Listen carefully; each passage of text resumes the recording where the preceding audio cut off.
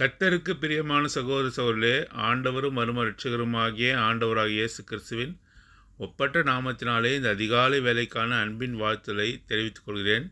தியானிக்கும்படியாக தெரிந்து கொள்ளப்பட்ட வேத வசனங்கள் மத்தேயு சுவிசேஷம் 13ஆம் அதிகாரம் 24ஆம் வசனம் முதல் 30வது வசனம் வரை. என்னோடு கூட உங்களுடைய வேதாமலை திருப்பி வாசியுங்கள். மத்தேயு சுவிசேஷம் 13ஆம் அதிகாரம் 24ஆம் வசனம் முதல் 30வது வசனம் வரை. வேறொரு ஓமையை அவர்களுக்கு சொன்னார். பரலோகராஜ்யம் தன் நிலத்தில் நல்ல விதையை விதைத்த மனுஷனுக்கு ஒப்பாயிருக்கிறது. மனுஷர் நித்திரை பண்ணுகையில் அவனுடைய சத்துரு வந்து கோதுமைக்குள் களைகளை விதைத்துவிட்டு போனான். பயிரானது வளர்ந்து கதிர்விட்ட போது களைகளும் காணப்பட்டது. வீட்டு எஜமானுடைய வேலைக்காரர் அவனிடத்தில் வந்து, ஆண்டவனே, நீர் உமது நிலத்தில் நல்ல விதையை விதைத்தீர் அல்லவா? பின்னை அதிலே களைகள் எப்படி உண்டானது என்றார்கள். அதற்கு அவன், சத்துரு அதை செய்தான் என்றான். அப்பொழுது வேலைக்காரர், நாங்கள் போய் அவைகளை பிடுங்கி போட உமக்கு சித்தமா என்று கேட்டார்கள். அதற்கு அவன், வேண்டாம், களைகளை பிடுங்கும்போது நீங்கள் கோதுமையும் கூட வேரோடு பிடுங்காதபடிக்கு இரண்டையும் அறுப்பு மட்டும் வளரவிடுங்கள். அறுப்பு காலத்தில் நான் அறுக்கிறவர்களை நோக்கி, முதலாவது களைகளை பிடுங்கி அவைகளை சுட்டெரிக்கிறதற்கு கட்டுகளாக கட்டுங்கள், கோதுமையோ என் களஞ்சியத்தில் சேர்த்து வையுங்கள் என்பேன் என்று சொன்னான் என்றார். தேவன்தாமே இந்த வசனங்களை ஆசீர்வதித்து நம்மோடு கூட பேசுவாராக. மத்தேயு சுவிசேஷம் 13ஆம் அதிகாரம் 24ஆம் வசனம் முதல் 30ஆம் வசனம் வரை சொல்லப்பட்ட விதை விதைக்கிறவனுடைய இந்த உவமை இப்பொழுதும் கூட நடைபெறுகிற காரியங்களை குறிப்பதாக காணப்படுகிறது. சபையினுடைய நிலைமையை இது குறிக்கிறதாக காணப்படுகிறது. பாருங்கள், எவ்வளவு அழகாக இந்த உவமையை ஆண்டவர் தனது சீஷர்களுக்கு சொன்னார் என்று சொல்லி நாம் பார்க்கிறோம். ஒரு விதை விதைக்கிறவன் இருக்கிறான். அவன் கோதுமை விதைகளை அவன் விதைக்கிறான் என்று சொல்லி பார்க்கிறோம். நிலமானது நல்ல நிலம். அதில் சாகுபடி செய்யும்படியாக, அறுவடையை அவன் எடுக்கும்படியாக கோதுமையை அவன் நடுகிறான் என்று சொல்லி நாம் பார்க்கிறோம். நல்ல கோதுமைக்கு அவருடைய பிள்ளைகள் ஒப்பாக இருக்கிறார்கள். விதை விதைக்கிறவன் ஆண்டவராக இயேசு கிறிஸ்து என்று சொல்லி விளக்கத்தை கூட இதே அதிகாரம் 36வது வசனம் முதல் ஆண்டவர் தனது சீஷர்களுக்கு இந்த உவமையை குறித்து விளக்கி சொல்லுகிறதாக நாம் பார்க்கிறோம். அவருடைய சீஷர்கள் அவரிடத்திலே வந்து இந்த விதை விதைக்கிற காரியம், களைகளை குறித்து அவர்கள் கேட்கும்போது அவர்கள் யார் என்பதை அவர் விளக்கி காட்டுகிறார்.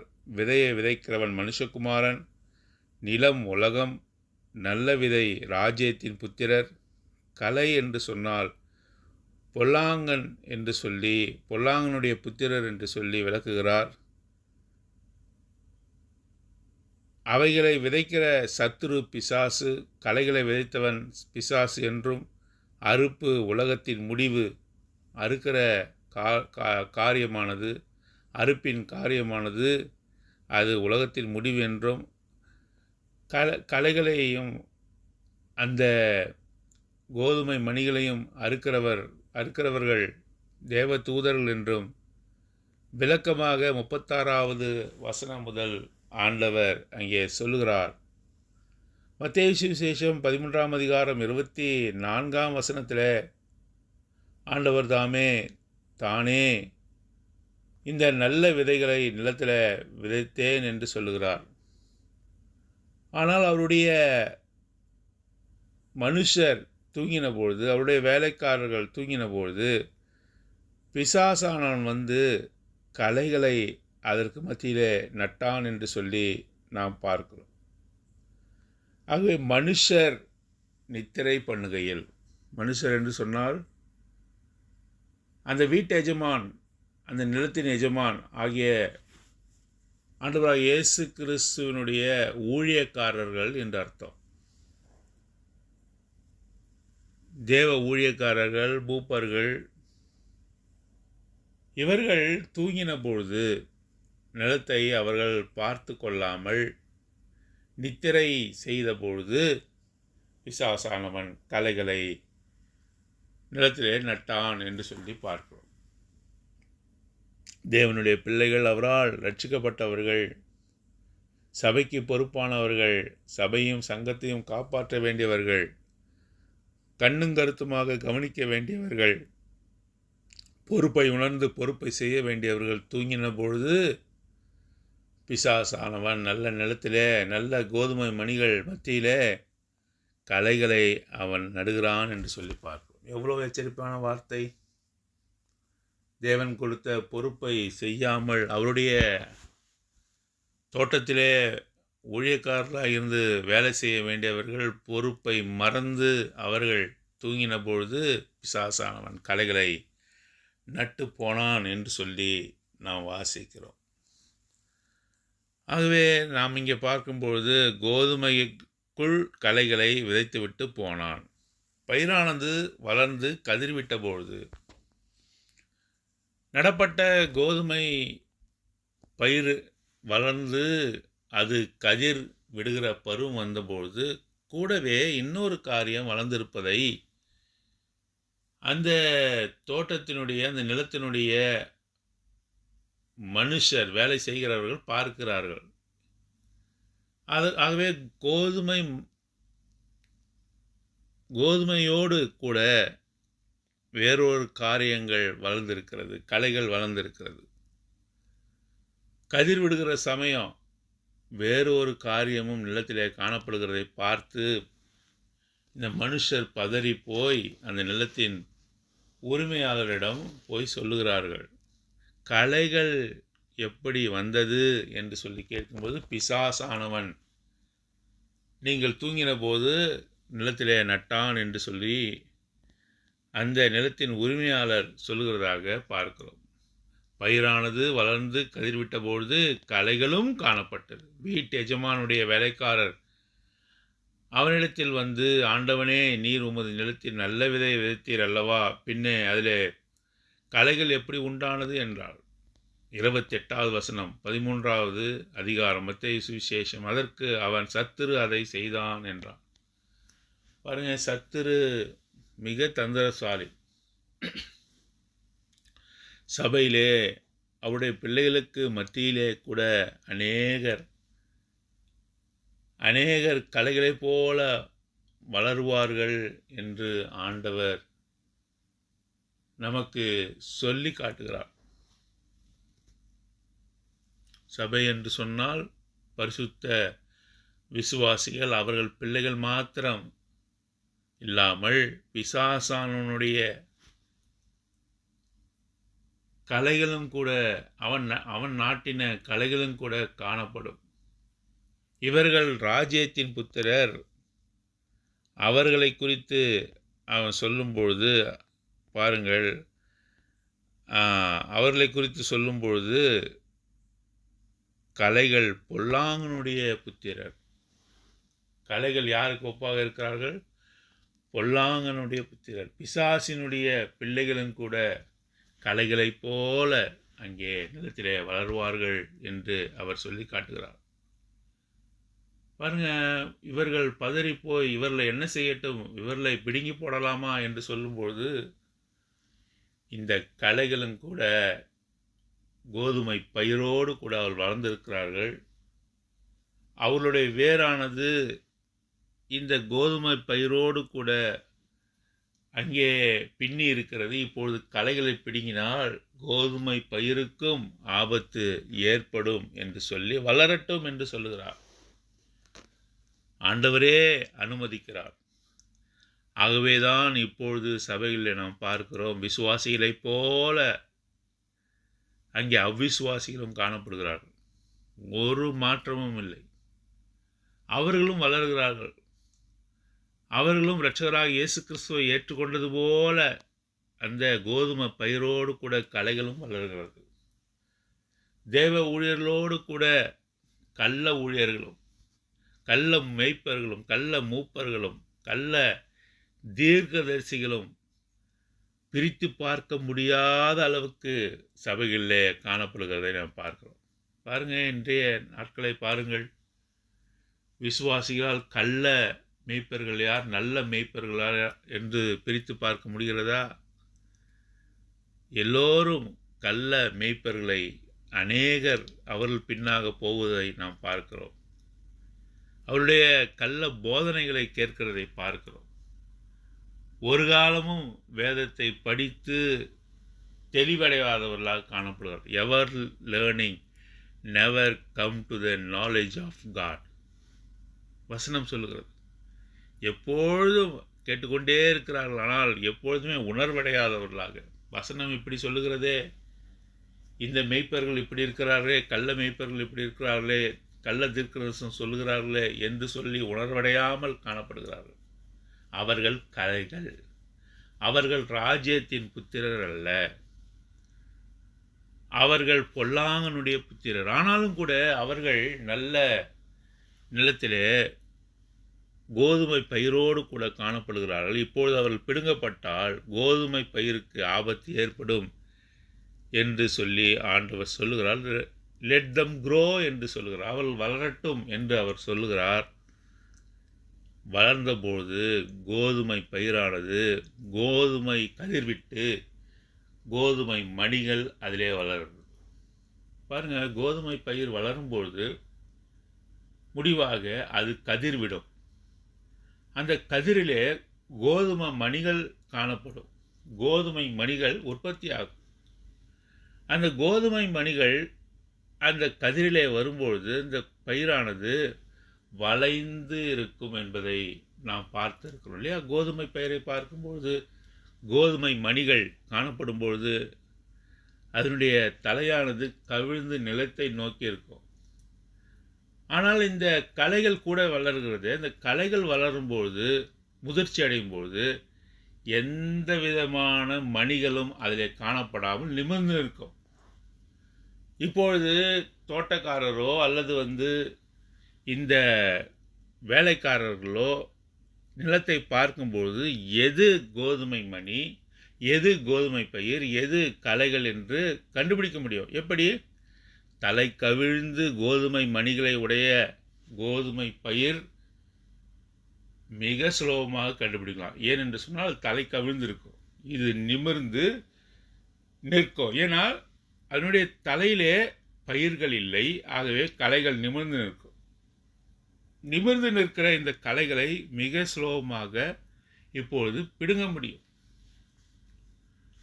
ஆகவே இது எதை காட்டுகிறது? கோதுமை பயிரானது கதிர்விட்டு கோதுமை மணிகள் வரும்பொழுது ஸ்பிரிச்சுவல் மெச்சூரிட்டி, தேவனுடைய பிள்ளைகள் ஆவிக்குரிய முதிர்ச்சிக்குள்ளாக வருவார்கள். இந்த கலைகளுக்கு அப்படிப்பட்ட நோக்கம் இல்லை. அவர்கள் சுய இச்சையை நிறைவேற்றும்படியாக அவர்கள் பொல்லாங்கனுடைய புத்திரராக இருக்கிறபடியால் அவர்கள் திமிரோடு பெருமையோடு தங்களுடைய வாழ்க்கையை வாழ்ந்து கொண்டிருப்பார்கள். ஆகவே வேறுபடுத்தி பார்ப்பது மிக சுலபமாக இருக்கும். சபையில் கூட பார்க்கிறோம். இன்று தேவனுடைய சபைகளில் நாம் பார்க்கிறோம், பயிர்களை உடைய கோதுமை மணிகளை உடையவர்கள் எவ்வளவு ஆவிக்குரிய வளர்ச்சியில் இருக்கிறார்கள். கோதுமை மணிகளைப் போல தங்களை காட்டிக்கொள்கிறவர்கள், கோதுமை பயிரை போல காட்டிக்கொள்கிறவர்கள் அவர்கள் கலைகளாக இருக்கிறார்கள். அவர்கள் சுய சித்தத்தை செய்கிறவர்களாக பொல்லாங்கனுடைய பிள்ளைகளாக இருக்கிறார்கள். கடைசி காலத்தில் ஆண்டவர் என்ன சொல்லுவார்? இந்த கலைகளை முதலாவதாக பிடுங்கி அதை கட்டி நெருப்புக்கு இரையாக்குங்கள் என்று சொல்லுவார். அக்கினியிலே போடுங்கள், நரகத்திலே போடுங்கள் என்று சொல்லுவார்.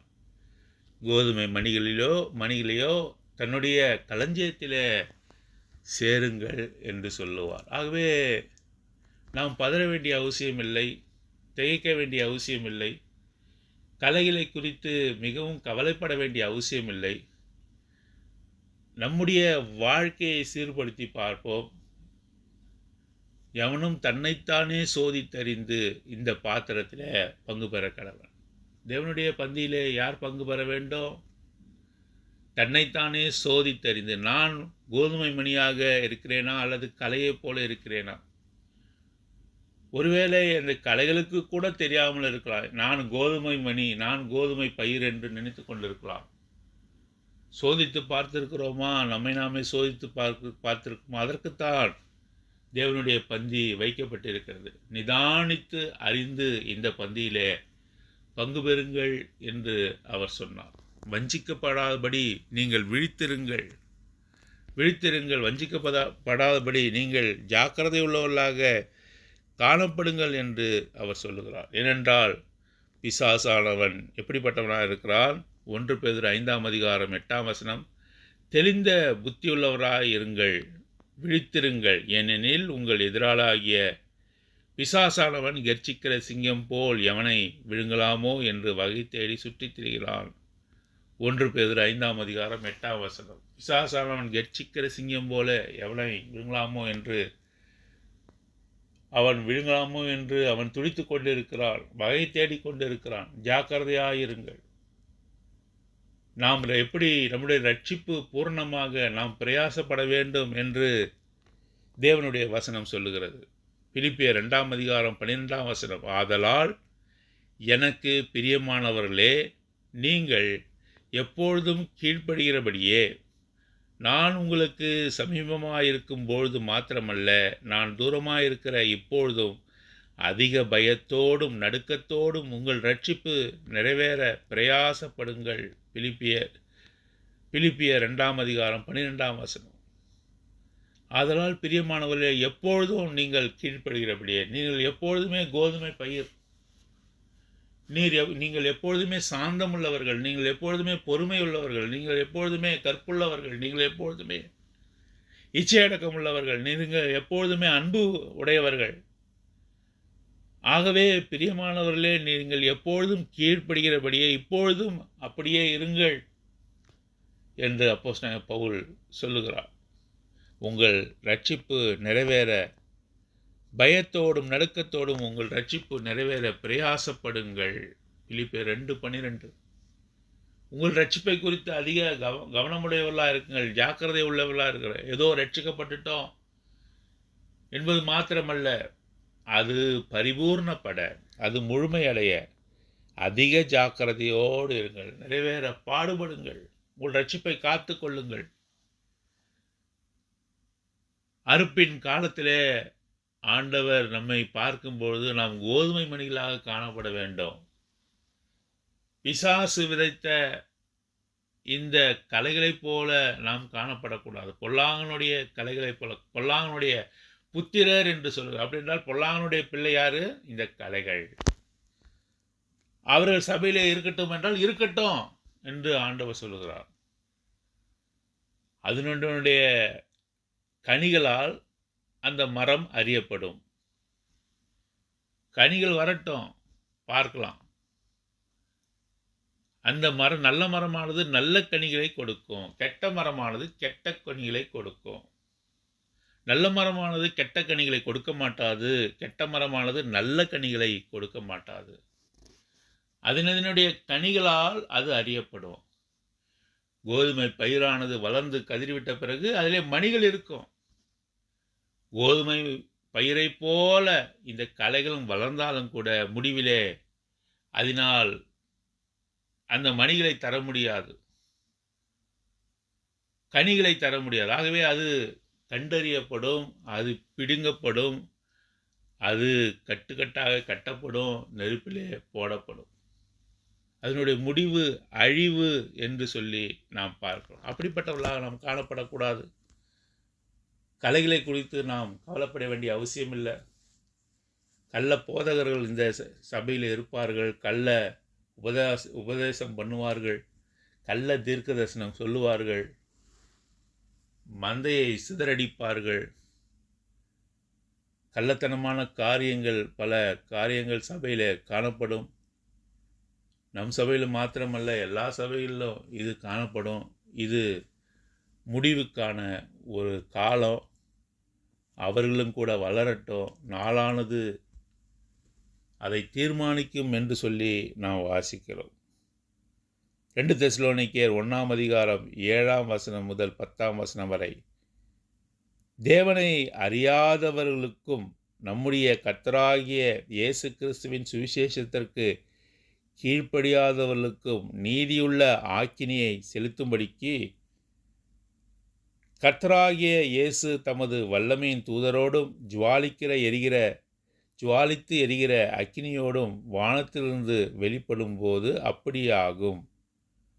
அந்நாளிலே தம்முடைய பரிசுத்தவான்களின் மகிமை படத்தக்கவராயும் நீங்கள் எங்களுடைய சாட்சியை விசுவாசித்தபடினாலே உங்களிடத்திலும் விசுவாசிக்கிறவர்களிடத்திலும் எல்லாரிடத்திலும் ஆச்சரியப்படத்தக்கவராயும் அவர் வரும்பொழுது அவர்கள் கர்த்தருடைய சன்னிதானத்திலிருந்தும் அவருடைய வல்லமை பொருந்திய மகிமையிலிருந்தும் நீங்களாக்கி நித்திய அழிவாகிய தண்டனையை அடைவார்கள். என்ன வாசிக்கிறோம்? மகிமையிலிருந்து நீங்களாக்கி, நிலத்திலிருந்து அவர்கள் நீக்கப்படுவார்கள். அவருடைய சன்னிதானத்திலிருந்து இந்த பதரானது நீக்கப்படும். அழிவை, நித்திய அழிவாகிய தண்டனையை சந்திப்பார்கள். நீங்களோ ராஜ்யத்தின் புத்திரர், அவரோடு கூட நீங்கள் நித்திய காலமாக இருப்பீர்கள் என்று சொல்லி நாம் வாசிக்கிறோம். ஆகவே இந்த ஓமே குறித்து நாம் அதிக ஜாக்கிரதை உள்ளவர்களாக இருக்கலாம். ஆகவே அவர் வரும்பொழுது நாம் கோதுமை மணிகளாக காணப்படுகிறோமா என்பதை குறித்து நாம் நம்மை நிதானித்து அறியலாம். அவருடைய புத்திரராக நாம் மாறலாம். 43வது வசனம், மத்தேயு சுவிசேஷம் 13ஆம் அதிகாரம் 43வது வசனம், அப்பொழுது நீதிமான்கள் தங்கள் பிதாவின் ராஜ்யத்திலே சூரியனை போல பிரகாசிப்பார்கள். கேட்கிறதற்கு காதுள்ளவன் கேட்க கடவன். ஆகவே ராஜ்யத்தின் புத்திரர் பிதாவின் ராஜ்யத்தில் எப்படி இருப்பார்கள்? நீதிமான்களாக இருப்பார்கள். அவர்கள் சூரியனை போல பிரகாசித்து கொண்டிருப்பார்கள். கலைகளோ சுட்டி எரிக்கப்படுவதற்கும் அழிக்கப்படுவதற்குமே அல்லாமல் வேறொன்றுக்கும் அது பாத்திரமானது அல்ல என்று சொல்லி பார்க்கிறோம். நாளானது வரும்பொழுது அது பிடுங்கி எறியப்படும் என்று சொல்லி வாசிக்கிறோம். அதை குறித்து நாம் கவலைப்பட வேண்டிய அவசியம் இல்லை. அநேக சபைகளை பார்க்கும்பொழுது துக்கங்கள் உண்டாகிறது, மனவேதனை உண்டாகிறது. வசனத்தை படித்து இப்படி கள்ள போதகம் செய்கிறார்களே என்று சொல்லி மனவேதனை உண்டாகிறது. ஒளியின் தூதனை போல வேஷம் போட்டுக்கொண்டு பிசாசானவன் பல கிரியைகளை செய்கிறதை பார்க்கிறோம். அநேகர் அதை நம்பி கலைகளாக மாறிப்போவதை நாம் பார்க்கிறோம். பிசாசுக்கு இடம் கொடுக்கிறதை பார்க்கிறோம். ஆனால் நாம் ராஜ்யத்தின் புத்திரர். நாம் கோதுமை பயிர் கதிர்விட்டு கோதுமை மணிகளை தரக்கூடியவர்கள். நாம் களஞ்சியத்தில் சேர்க்கப்பட வேண்டியவர்கள். நம்முடைய ரட்சிப்பு நிறைவேற பிரயாசப்பட வேண்டும் என்று அப்போஸ்தலனாகிய பவுல் சொல்வதைப் போல அதிக ஜாக்கிரதை உள்ளவர்களாக நாம் தேவனுடைய பிள்ளைகளாக அவருடைய ராஜ்யத்தில் சேர்க்கப்படும் வரை பிரயாசப்படுகிறவர்களாக பரிசுத்தத்திற்கு மேல் பரிசுத்தம், பரிசுத்தத்திற்கு மேல் பரிசுத்தம் நம் வாழ்க்கையில் காணப்பட தேவன் தாமே நமக்கு உதவி செய்வாராக. மாத்திரமல்லாமல் வெளிப்படுத்தின விசேஷம் கடைசி அதிகாரத்தில் வாசிக்கிறோம். பரிசுத்தமாக இருக்கிறவன் இன்னும் பரிசுத்தமாக இருக்கட்டும், அசுத்தம் செய்கிறவன் இன்னும் அசுத்தம் செய்யட்டும். ஆகவே ஒரு பரிசுத்தவான் மேன்மேலும் பரிசுத்தமாகிக் கொண்டே போக வேண்டும். It's a continuous process. பரிசுத்தமாகிக் கொண்டே போகட்டும். அசுத்தமானவன் அவன் பரிசுத்தத்திற்கு வர விருப்பமில்லாதவனாக இருக்கிறபடியால் அவன் அசுத்தமாகிக் கொண்டே போகட்டும் என்று ஆண்டவர் விட்டு விடுகிறார். ஆகவே கோதுமை மணிகளாகிய நாம் அவருடைய களஞ்சியத்தில் சேர்க்கும்படியாக தேவனுடைய புத்திரராகிய நாம் அவருடைய ஒளியிலே பங்கடையத்தக்கதாக, சூரியனைப் போல பிரகாசிக்கத்தக்கதாக நாம் மாற்றப்பட, அதிக நிச்சயத்தோடு அதிக பிரயாசப்பட, பரிசுத்தத்துக்கு மேல் பரிசுத்தமடைய தேவன் தாமே நமக்கு உதவி செய்வாராக. அன்பும் கிருபையுமுள்ள பரலோக பிதாவே, மத்தேயு சுவிசேஷம் 13ஆம் அதிகாரத்தில் ஆண்டவரே, விதைக்கிறவன் கலைகளை குறித்ததான உவமையை எங்கள் மத்தியிலே கொண்டு வந்ததற்கா ஸ்தோத்திரம். ஆண்டவரே, இந்த கடைசி காலத்தில் எவ்வளவு நிச்சயமாக இந்த உவமையானது எங்கள் கண்களுக்கு முன்பாக நடக்கிறதை நாங்கள் பார்க்கிறோம். ஆண்டவரே, எங்களுடைய ரட்சிப்பு நிறைவேற அதிக பிரயாசப்பட நீர் தாமே உதவி செய்தரலும். நீர் வரும்பொழுது கோதுமை பயிராக இருக்கக்கூடிய நாங்களும் கூட அதிக கோதுமை மணிகளை தரும்படியாக, அதிக கனிகளை தரும்படியாக ஆண்டவரே, நீர் எங்களை நல்ல நிலத்தை நட்டீர். எங்களுடைய ஆண்டவரே, எங்களுடைய பலன்களை நாங்கள் உமக்கு உண்மையாக தர நீர் தாமே உதவி செய்தார். கலைகளை குறித்து கவலைப்பட வேண்டாம் என்று சொன்னீர். நாங்கள் கவலைப்படாமல் எங்களுடைய ரட்சிப்பு அது பாதுகாக்கப்பட்டு நிறைவேற்றப்படப்பட நீர் வரும்பொழுது உம்முடைய தேவதூதர்களை அனுப்பி ஆண்டவரே, கோதுமை மணிகளை சேர்க்கும்போது நாங்களும் கூட உம்முடைய ராஜ்யத்தின் புத்திரராக உம்முடைய களஞ்சியத்தில் சேர்க்கப்பட நீர்தாமே உதவி ஒத்தாசை செய்தரல வேண்டும் என்று எங்களை முழுவதுமாக உமது அற்புதமான கரங்களில் ஒப்புக் கொடுத்து இது ஜெபத்தை அருமையாண்டவராக இயேசு கிறிஸ்துவின் ஒப்பற்ற நாமத்தின் மூலம் ஏடுகிறேன். நல்ல பிதாவே, ஆமேன்.